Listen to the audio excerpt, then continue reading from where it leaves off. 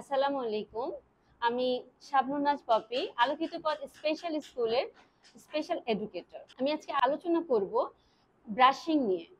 আমরা আমাদের যে বিশেষ চাহিদা সম্পন্ন শিশু রয়েছে তাদের একটি ইন্ডিভিজুয়াল প্ল্যানিং করি আমরা, যেটাকে আমরা শর্ট টার্ম আইপি বলি।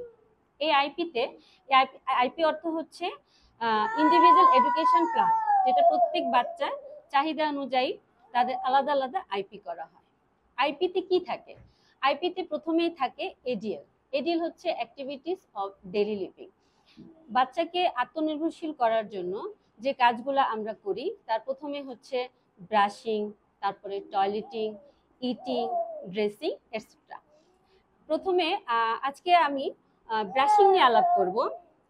ব্রাশিং হচ্ছে একটা অত্যন্ত গুরুত্বপূর্ণ স্কিল, যেটা আমাদের স্পেশাল বাচ্চাদের অনেক সমস্যা রয়েছে। নিজের ব্রাশ নিজে চিনতে পারে না, ব্রাশে পেস্ট লাগাতে পারে না, ব্রাশ কিভাবে করতে হয় সেটা জানে না, তাদের কতটুকু পরিমাণ ব্রাশে পেস্ট নিতে হয় তারা সেটা জানে না। অনেক বাচ্চা রয়েছে যে পেস্টগুলা খেয়ে ফেলে, তারপরে ব্রাশ করতে গেলে কান্না করে, ব্রাশ ছুঁড়ে ফেলে, এবং এরকম সমস্যা আমাদের বিশেষ করে অভিভাবকরা এটা সাফার করছেন। তো আমরা প্রথমে কাজ করি যখন আমাদের বাচ্চাদেরকে আমরা টিফিন করাই, টিফিন করার পরে আমরা বাচ্চাদেরকে দাঁত ব্রাশ করাই। এখন কিভাবে? এই পদ্ধতিটা হচ্ছে আমরা দাঁত ব্রাশের একটা ভিজুয়াল টাস্ক অ্যানালাইসিস করেছি। টাস্ক অ্যানালাইসিসটা কিভাবে? প্রথমে ব্রাশের ছবি দিয়েছি, পেস্টের ছবি দিয়েছি, তারপরে ব্রাশের মুখ খুলতে হয় কিভাবে, তারপরে হচ্ছে ব্রাশের পরিমাণ মতো পেস্ট দিতে হবে, তারপরে পেস্ট ব্রাশ করতে হয়, তারপরে হচ্ছে পানি কতটুকু নিতে হবে, তারপর কুলি করতে হবে, তারপর মুখ ধুতে হবে। এই যে ধাপে ধাপে যে কোনো একটি কাজকে বিভিন্ন ধাপে ধাপে করাটাকে সাজানোটাকেই বলা হয় টাস্ক অ্যানালাইসিস, এবং এটা অত্যন্ত গুরুত্বপূর্ণ স্কিল।